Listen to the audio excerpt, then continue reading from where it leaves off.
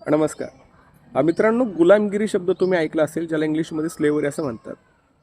ही गुलामगिरी मानसिक असते, शारीरिक असते, राजकीय असते, आर्थिक असते, सामाजिक असते. गुलामगिरीचे किती वेगळे प्रकार जरी असतील ना, त्याचं कारण मात्र एक आहे, मूळ एक आहे, ते म्हणजे शिक्षण नसणे, ज्याला आपण अविद्या असं म्हणतो. थोर समाजसुधारक महात्मा फुले यांनी त्यांच्या गुलामगिरी या ग्रंथामध्ये खूप छान वर्णन केले की विद्येविना मती गेली, मतीविना नीती गेली, नीतीविना गती गेली, गतीविना वित्त गेले, आणि इतके सर्व अनर्थ एका अविद्येने केले. जर विद्या नसेल तर माणसाची किती दुर्दशा होऊ शकते त्यांनी सांगितलं. आणि ते फक्त सांगून राहिले नाहीत. मग आता आपण पाहतो काही लोक बोलतात, करत काहीच नाही. त्यांचं उक्ती आणि कृतीमध्ये फरक असतो. परंतु महात्मा फुले एक असे समाजसुधारक होते, त्यांनी फक्त बोलले नाही तर स्त्री शिक्षणाचा पाया घातला.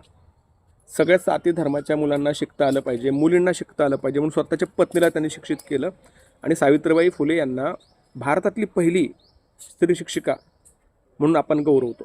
म्हणजे महिला ज्या आता पुरुषांच्या पुढे चालल्यात ना, खांद्याला खांदा लावून चालतात नाही तर पुढे चालल्याचं मूळ कारण असेल, योगदान त्यांनी या एक दाम्पत्याचं आहे, ते म्हणजे महात्मा फुले आणि सावित्रीबाई फुले. अस्पृश्यासाठी सुद्धा त्यांनी खूप मोठं कार्य केलं.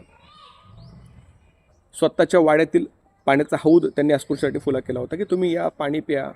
एक प्रकारचा सामाजिक संदेश त्यांना द्यायचा होता. त्याचबरोबर 2 लाईन्स तुम्ही ऐकले असतील, सर्व साक्षी जगतपती त्याला नको कोणाचे मध्यस्थी.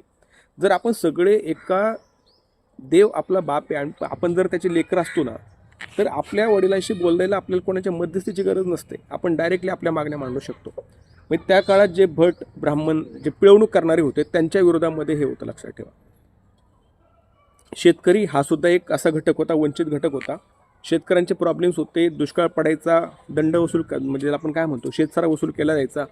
आणि त्यावेळी अशावेळी शेतकऱ्यांची जमीन सावकारांच्या घशात जायची. त्यावेळी 1875मध्ये आपल्या दख्खनमध्ये मोठे दंगे झाले होते सावकारच्या विरोधामध्ये, विशेष करून शिरूरमध्ये करडे या गावी. त्या आंदोलनाची प्रेरणासुद्धा महात्मा फुले यांची होती. आणि त्याचा परिणाम असा झाला की नंतर गव्हर्नमेंटने डेक्कन रिलीफ फंड जाहीर केला आणि त्यातून कुठे ना कुठे शेतकऱ्यांना थोडा ज्याला म्हणतो की आधार मिळाला. अशा प्रकारे त्यांचं शेतकऱ्यांचा आसूड असेल, गुलामगिरी असेल, ब्राह्मणांची कसब असेल, सार्वजनिक सत्यधर्म असेल, अनेक ग्रंथातून त्यांनी समाज प्रबोधन केले. एक लेखक होते, विचारवंत होते, समाजसुधारक होते. अशा या महामानवाचं, महात्म्याचं आज निधन झालं होतं. आज त्यांची पुण्यतिथी आहे.